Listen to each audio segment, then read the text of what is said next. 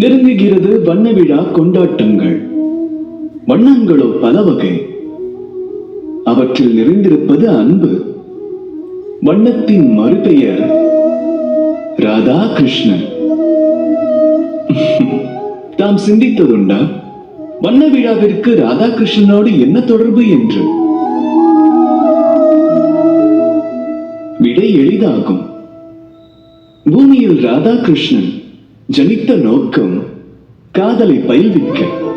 பூமியின் ஆதாரம் பஞ்ச வர்ணம் கொண்ட பஞ்ச தத்துவங்கள்: நிலம், காற்று, அக்னி, நீர் மற்றும் அந்த ஆகாயம். வண்ண விழாவின் பருவமும் ராதாகிருஷ்ணனது காதலின் அடையாளம் மட்டுமல்ல, அது பூமியின் பஞ்ச தத்துவங்களின் இணைப்புக்கும் அடையாளமாகும்.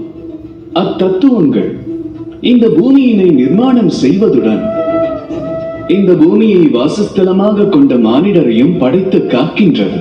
இங்கு வாழும் மானிடர் வண்ணங்களால் ஒருவரை ஒருவர் நிறைக்கையில் எவரும் வேறுபட்டு தென்படுவதில்லை.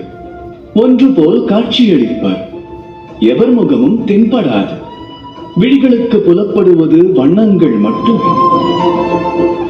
காதலின் வண்ணம், ஆனந்த வண்ணம், பூமியை நிர்மாணிக்கும் பஞ்ச தத்துவங்களின் வண்ணம்.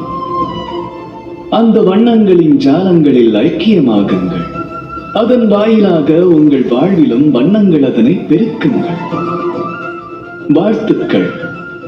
மறவாமல் அன்போடு கூறுங்கள், ராதா ராதா.